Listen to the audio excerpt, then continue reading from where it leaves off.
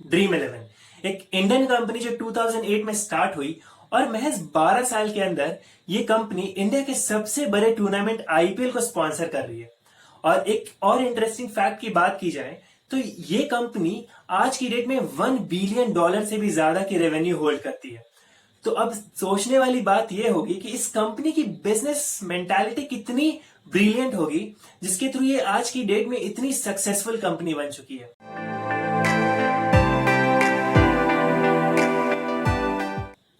Hello friends, नमस्कार। मैं हूं प्रतीक और स्वागत है आपका आज की वीडियो में। ड्रीम इलेवन एक ऐसी कंपनी जो अपने यूजर्स को एक प्लेटफॉर्म देती है जहां यूजर्स फैंटेसी लीग में पार्टिसिपेट कर सके।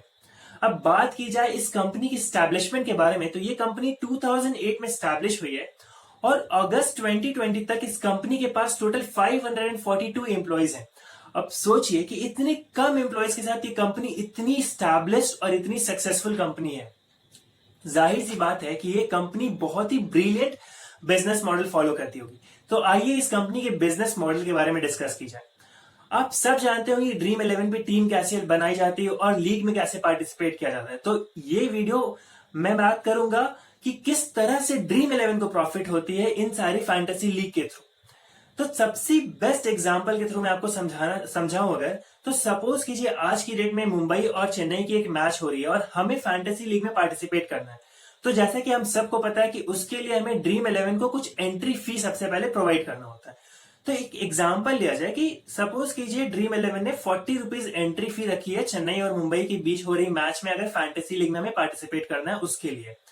तो यूजर को 40 रुपीज का एक एंट्री फी ड्रीम इलेवन को पे करना होता है। उसके बाद यूजर्स अपनी टीम बनाते हैं, फैंटेसी लीग में पार्टिसिपेट करते हैं। अब लेट्स सपोज कि वो ड्रीम इलेवन उस पर्टिकुलर टूर्नामेंट के लिए 1000 कैपेसिटी की एक रूम बना रही है। इट मीन्स कि 1000 user can participate in that fantasy league और उसके लिए यूजर को 40 रुपीज एंट्री फी देनी होती है। तो अगर 40 रुपीज इंटू 1000 पार्टिसिपेंट की बात की जाए तो 40,000 रुपीज ड्रीम इलेवन के पास आ गई। बट अब ये ड्रीम इलेवन की प्रॉफिट नहीं है 40,000 रुपीज, जी नहीं। क्योंकि हमें और आपको सबको पता है, हम सबको कि ड्रीम इलेवन विनर्स को कुछ विनिंग प्राइस भी देती है। तो जाहिर सी बात है ये 40,000 पूरी की पूरी प्रॉफिट नहीं है ड्रीम इलेवन के पास। तो प्रॉफिट क्या है? अब ड्रीम इलेवन क्या करती है, इस 40,000 का 27% अपने पास एज अ रेवेन्यू वो रख लेती है और बचे जो 73% है वो प्लेयर्स के बीच में as a winning prize distribute करती है।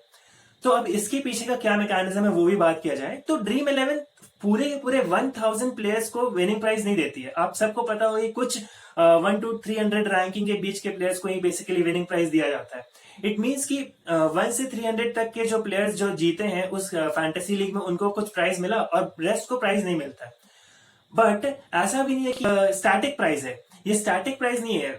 1 to 300 के रैंक के जो लोग हैं उन्हें एक ही विनिंग प्राइस नहीं मिले। जो फर्स्ट रैंक है उन्हें कुछ और प्राइस मिलेगा, सेकंड रैंक को कुछ और प्राइस मिलेगा and followed by so till 300 जो प्लेयर है उनको कुछ और प्राइस वैल्यू मिलेगा। अब 27% जो ड्रीम इलेवन के पास आई ये ड्रीम इलेवन की रेवेन्यू है। मैंने एक छोटा सा एग्जांपल लिया 40 rupees entry fee and 1000 players की।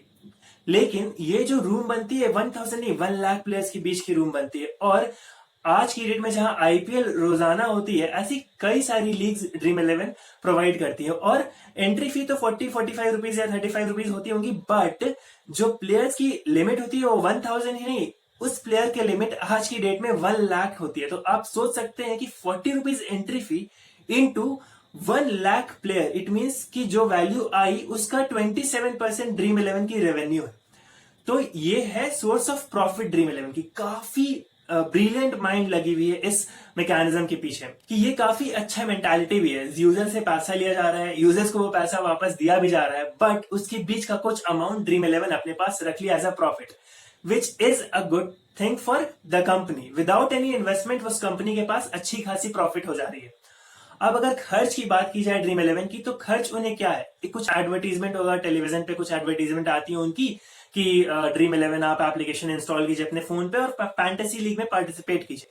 तो इन सारी एडवर्टीजमेंट में उनकी कुछ खर्च होती है। इसके बाद उनकी वैसी कुछ खर्च नहीं है। अब हाँ, वो आईपीएल स्पॉन्सर कर रहे हैं तो उन्हें अच्छा खासा अमाउंट तो पे किया ही है बीसीसीआई को। बट आप अगर प्रॉफिट समझे ड्रीम इलेवन की भी तो हर आईपीएल मैच में हमारे जैसे लोग फैंटेसी लीग में पार्टिसिपेट कर रहे हैं, जिसके कारण जाहिर सी बात है उस पूरे मैकेनिज्म को अगर समझा जाए वापस से तो उनके पास प्रॉफिट फिर से हो ही रही है।